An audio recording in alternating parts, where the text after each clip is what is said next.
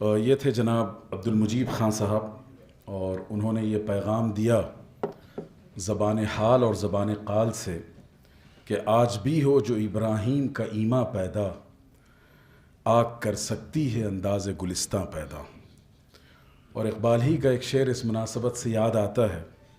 انہوں نے پورے یقین اور وثوق کے ساتھ کہا تھا کہ تو وہ یوسف ہے کہ ہر مصر ہے کنا تیرا، تو وہ یوسف ہے کہ ہر مصر ہے کنا تیرا، قافلہ ہو نہ سکے گا کبھی ویراں تیرا۔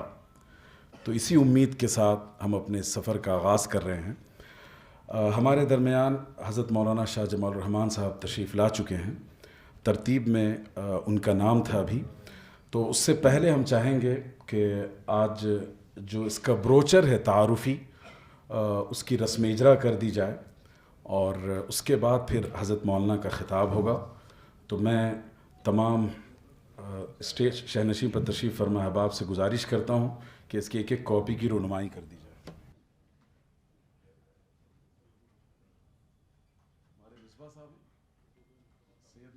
محترم حضرات، یہ تعارفی خاکہ یا اس کا بروچر تھا جس کے رسم اجرا اور رونمائی ان بزرگوں اور قائدین کے ہاتھوں کی گئی۔ اب اس کے بعد یہ بات تجربہ مشاہدہ سے ہم نے دیکھی ہے اور سمجھی ہے کہ رزم گاہ حیات ہو کہ بزم یاراں ہو یا بزم صوفیہ ہو، ہر جگہ پاسدار اور تاجدار کی حیثیت سے نظر آنے والی شخصیت ہے حضرت مولانا شاہ جمال الرحمن صاحب۔ اقبال نے کہا تھا کہ نکل کر خانقاہوں سے ادا کر رسم شبیری، کہ فقر خانقاہی ہے فقط اندوہ و دلگیری۔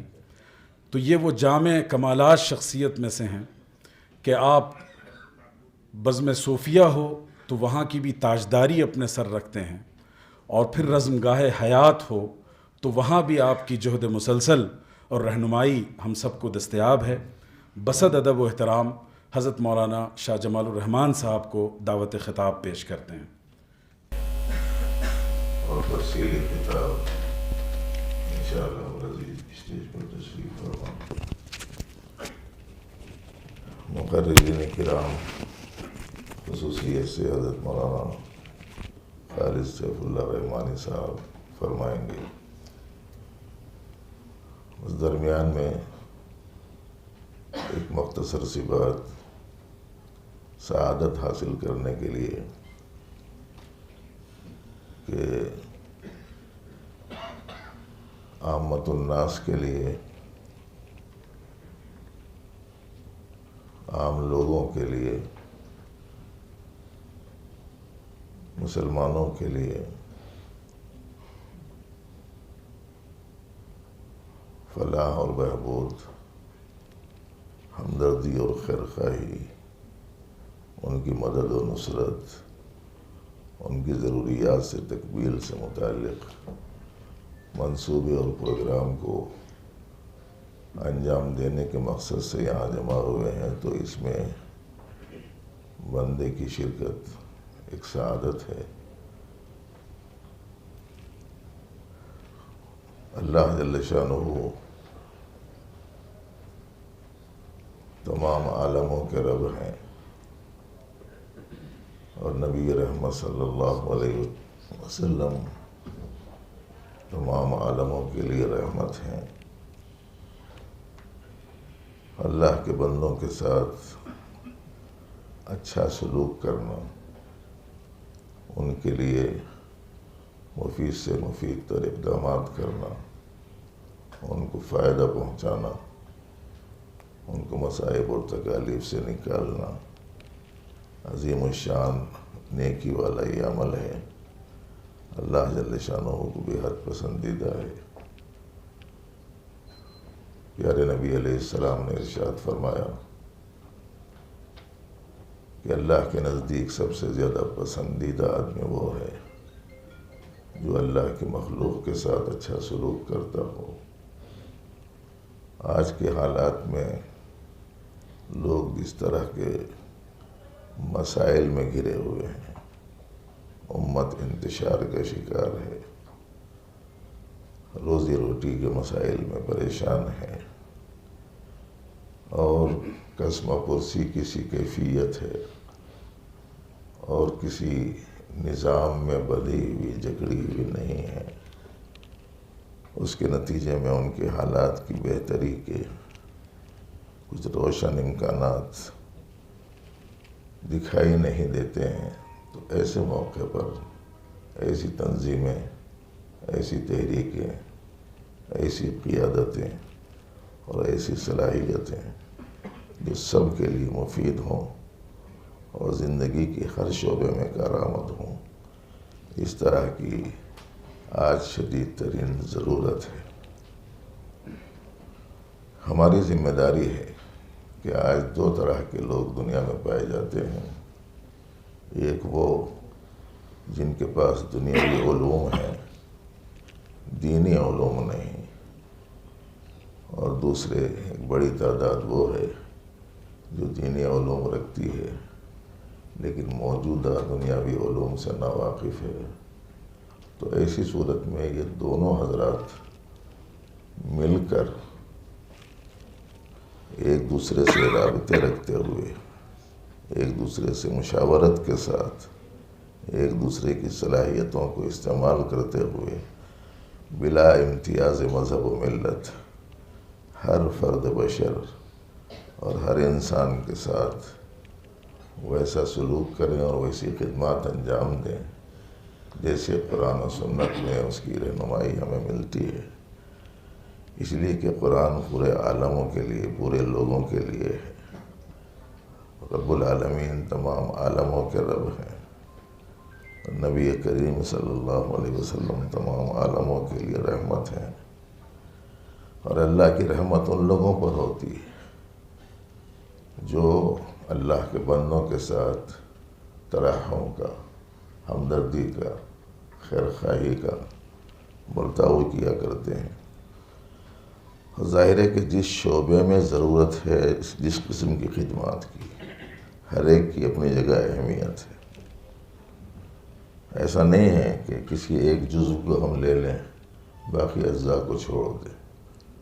جس میں انسانی میں اللہ نے ایک عجیب و غریب مثال رکھی ہے، جس میں انسانی میں 10 اعضاء ہیں، ہر ایک کا کام الگ الگ ہے، لیکن ان سب کے ذریعے سے وہ اپنی ذات کو اور اپنے آپ کو فائدہ پہنچانے کا اہتمام کرتا ہے۔ کام ہر ایک کا الگ ہے۔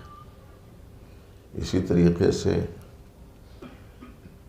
ضرورت ہے پاؤں میں چلنے کی طاقت کی، ہاتھوں میں پکڑنے کی قوت کی، زبان میں بولنے کی صلاحیت کی، آنکھوں میں دیکھنے کی استعداد کی، کانوں میں سننے کی قوت کی۔ ہر ایک کا کام الگ ہے، ہر ایک کی صلاحیت الگ ہے، لیکن جب یہ ساری قوتیں، ساری صلاحیتیں یکجا ہو جاتی ہیں تو اپنے مقصد کو پانے میں آسانی ہوتی ہے۔ ایسا نہیں کہہ سکتے کہ بس میرے پاس آنکھ ہے اور مجھے کسی چیز کی ضرورت نہیں، میرے پاس زبان ہے اور کسی چیز کی ضرورت نہیں، یا میرے پاس کان ہے اور کسی چیز کی ضرورت نہیں۔ ہر چیز کی ضرورت ہے، اور آپ حضرات کو جانتے ہیں کہ چھوٹی سے چھوٹی سمجھی جانے والی چیز کی بھی ضرورت ہوتی ہے۔ سائیکلوں میں ریفل ہوتا ہے، ریفل چھوٹا سا ہوتا ہے پینڈل میں لگا ہوا، اس کے چھوٹے پن کو دیکھ کے یہ ضروری نہیں ہے، اگر یہ نکال دیا جائے تو ایسی صورت میں سائیکل آپ کے کام نہیں آ سکتی۔ اسی طریقے سے انسانوں کی جو ضرورتیں، جس شعبہ حیات میں ضرورت ہے، ہر ایک کی صلاحیت الگ ہے، ہر ایک کی استعداد الگ ہے۔ ان تمام قوتوں کو مجتمع کر کے بحیثیت مجموعی سب کو فائدہ پہنچانے کا کام الحمدللہ مختلف قسم کی تنظیمیں، تحریکیں انجام دے رہی ہیں۔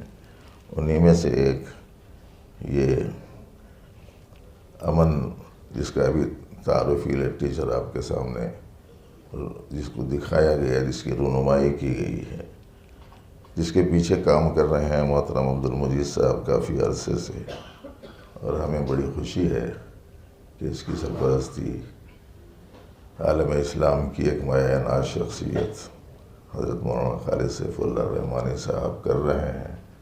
اور یہ جان کر بھی بہت خوشی ہوئی کہ بہت سے علماء کرام سے استفادہ کرنے کا ایک نظام بنایا گیا ہے۔ یاد رکھیے اس بات کو کہ دو چیزوں کی ضرورت ہوتی ہے، ایک مادی قسم کی اور دوسری روحانی قسم کی، دونوں کی بہت ضرورت ہے۔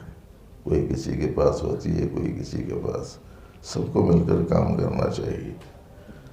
میں نے ایک لطیفہ سنا تھا، لطیفہ کیا حقیقت ہی تھی ہوگی، کہ ایک جگہ دو افراد جمع ہوئے، ایک وہ تھا جس کا جسم اچھا تھا، چل سکنے پھر سکنے کے لائق تھا،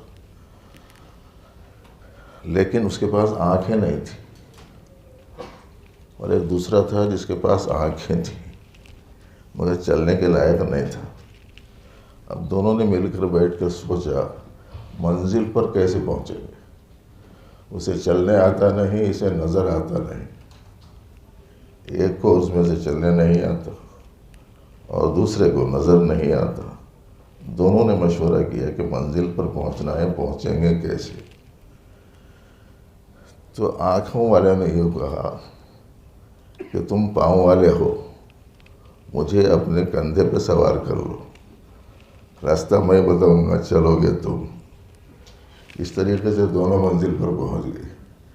یہی حال اس وقت میں انسانی معاشرے میں پائی جانے والی ضروریات سے متعلق ہے، کہ جس کے پاس جو صلاحیت ہے وہ صلاحیت کو استعمال کرنے کے لیے آپس میں اتحاد، اجتماعیت، بھائی چارگی، امن، ہمدردی، خیر خواہی، مقصد میں یکسانیت، رضا پروردگار عالم کی، اللہ جل شانہ کی خوشنودی حاصل کرنے اور اللہ کے مخلوق کے ساتھ خیر خواہی کرنے کے لیے سب کو مل جل کر جس کی جو صلاحیت ہو اس کو بروئے کار لاتے ہوئے اسے اس کام کو انجام دینے کے لیے آمادہ اور تیار رہے۔ مجھے امید ہے کہ یہاں حاضرین ایک سے بڑھ کر ایک باصلاحیت لوگ ہیں، تعلیمی اعتبار سے کافی تفوق رکھنے والے لوگ بھی ہیں، مختلف شعبہ حیات سے تعلق رکھنے والے لوگ ہیں۔ یہ سارے مل کر اگر کسی کام کو انجام دینے کا ارادہ کریں گے تو موجودہ حالات میں خاص طور سے امت جو نا امیدی کا شکار ہو رہی، حوصلہ پستی کا شکار ہو رہی، اسے سمجھ میں نہیں آ رہا ہے کہ مستقبل کیسا ہوگا، یہ ایک زبردست امید کے پیدا کرنے کا ذریعہ بنے گی یہ چیز، اور اجتماعی طاقت کے ساتھ اللہ جل شانہ کی مدد ہوتی ہے۔ جیسے فرمایا گیا ہے ید اللہ علی الجماع، اجتماعیت کے ساتھ اللہ کی مدد و نصرت ہوتی ہے۔ مجھے توقع ہے کہ حاضرین میں کا ہر فرد، اور مجھے دکھائی دے رہی ہیں بعض برقع پوش خواتین بھی، تو ہر فرد، ہر بہن اس عظیم کام کے انجام دینے کے لیے جس میں خلق حق خدا کا فائدہ ہو اور جس میں اپنی آخرت بنتی ہو، جس سے اپنا پالنہار پروردگار راضی ہوتا ہو، جس سے زندگیوں میں عافیت ملتی ہو، جس سے ابدی زندگی میں سرور حاصل ہوتا ہو، اس کام کو انجام دینے کے لیے سب کے سب انشاءاللہ العزیز تیار رہیں گے، اور انشاءاللہ ہم سے بھی جو ہو سکتا ہے اس سلسلے میں ٹوٹے پھوٹے کام الحمدللہ انجام دیے جا رہے ہیں۔ اس کے ساتھ ساتھ یہ ایک کام اور ہے جس کو مزید شامل کر لیا جائے گا، جیسے جیسے ضرورت پیش آتی چلی جائے۔ ہر شخص کو اپنی مصروفیات میں امت کے اجتماعی مفادات کو پیش نظر رکھتے ہوئے جتنا ہاتھ بٹانے کی ضرورت ہو اپنی صلاحیت کے اعتبار سے اسے بٹانا چاہیے۔ تو انشاءاللہ العزیز اس قسم کی خدمات کے لیے ہم بھی اپنے اعتبار سے تیار ہیں۔ حق تعالیٰ سب کو توفیق عمل عطا فرمائے۔